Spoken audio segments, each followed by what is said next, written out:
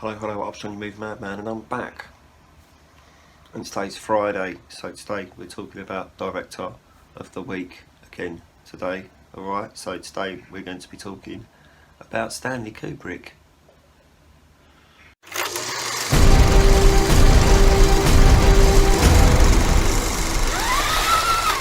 Alright, so I'm very aware I've done videos on Stanley Kubrick's films before, so I thought instead of taking you through my entire collection of his and everything of his that I own, because I've got a lot of stuff 2 or 3 times, I'm actually just going to talk about his films that have been released on 4K. I've got a few special ones so I can take you through the packaging and stuff like that as well, because you like a bit of packaging, don't you? So speaking of amazing packaging, we're going to go through his films from when they were released, timeline wise, not when the 4Ks were released. I'm going to do them from the beginning. So amazing packaging for you here is Dr. Strangelove, or How I Learned to Stop Worrying and Love the Bomb. This is just a normal standard plastic case. Didn't even come with a slip cover, this, but if you look inside, got a nice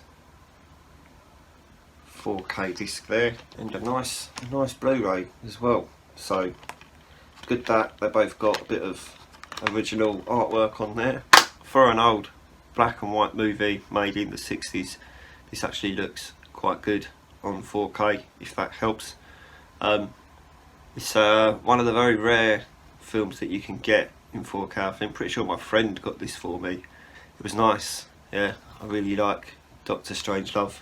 For an old 60s black and white movie, it looks pretty good in 4K, so go with that. Move on to one of the nicer editions I have here, for 2001, A Space Odyssey. This is a nice, beautiful steelbook. There's a back cover as well. I'm going to take this J card off for you and look at the back of that. It looks really nice, doesn't it? Just a space station floating there. And on the inside here, got 3 discs in this one. So you got a 4K disc here and 2 Blu-rays, one with the film and one with the special features. Nothing really exciting on the discs there, although I do like the red against the black over here. It's really nice, isn't it? Nice image of the inside of the spaceship, so that's pretty cool, isn't it?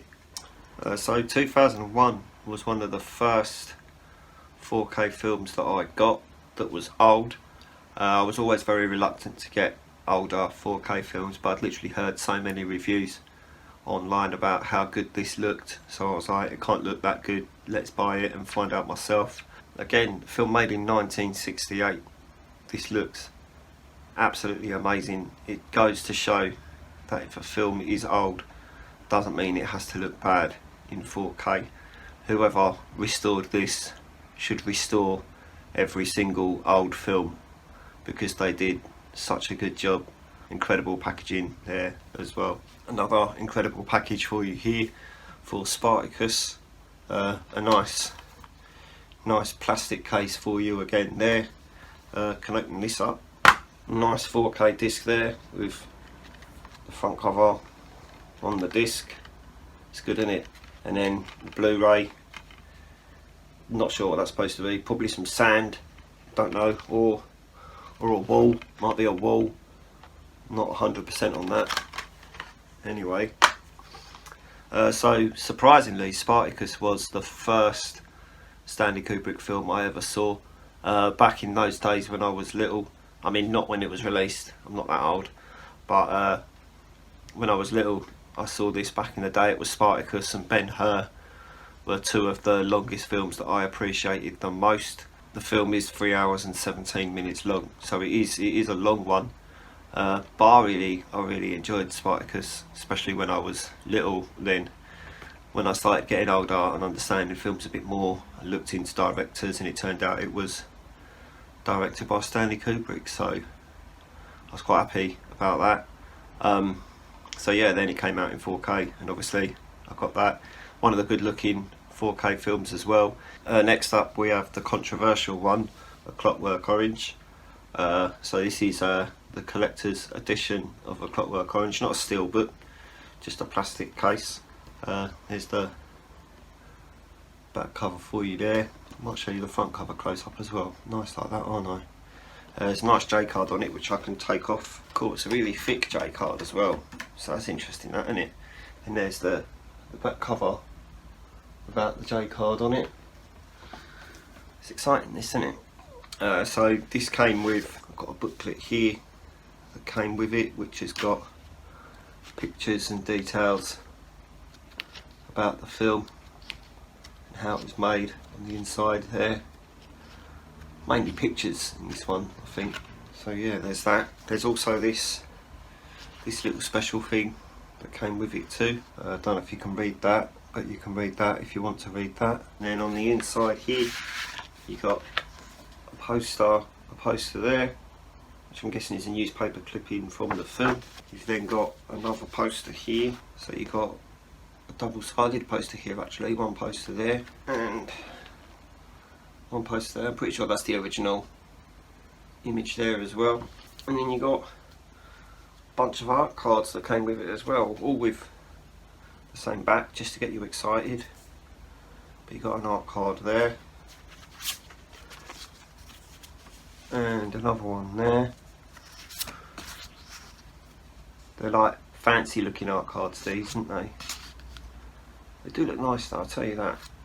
God, that's like an actual photo as well, that one. And another one there.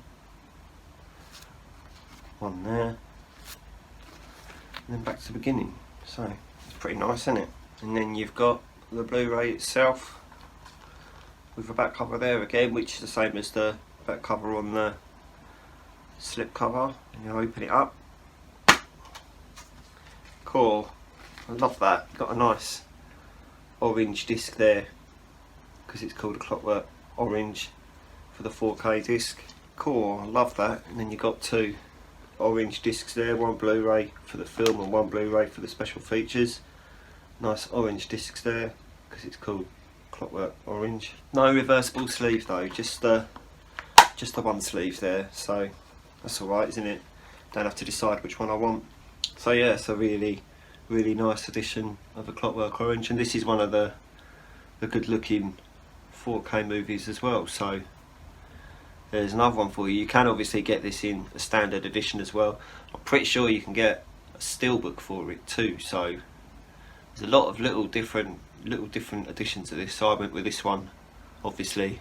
Next up we have my favourite Stanley Kubrick movie, which is The Shining. This absolutely blew me away when I saw it in 4K. It's got a nice slip cover, a back cover there as well. The only thing I think that disappointed me about this edition was that you could only get the international cut of the film. There wasn't a theatrical version in there, so that did upset me a little bit. But there is a super edition of this where you can get both of them, because I got it for my friend for Christmas one year, and there was both cuts in there. Whether or not the international cut was the only 4K and the theatrical cut was on Blu-ray, I don't know. Maybe I could ask him and find out. Might do that actually. But I'll show you the inside of this. So you got a nice Blu-ray here, then 4K disc over here, both the international cuts, as I said. Not that there's anything wrong with the international cut. I've gotten used to it, to be fair. I think there's a back cover for you again, no reversible sleeve. So yeah, it's The Shining for you, a nice beautiful looking 4K film, considering it was made in the 80s as well. Like I say, whoever restored these older films did a really good job. I say that. Lastly, we have Full Metal Jacket. This is one of my top Stanley Kubrick films as well. There's a back cover for you. It's got a nice slip cover as well, which we'll take off. Show the back again. It's just the same as the slip cover, and the discs on the inside. Got a nice black 4K disc and a blue Blu-ray. Got to love a blue Blu-ray, haven't you?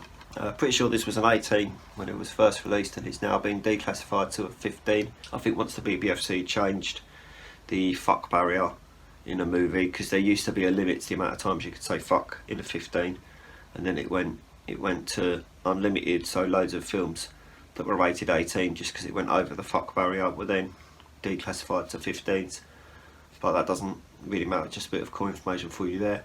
Out of all of the Stanley Kubrick 4Ks I have, this is probably the worst looking one.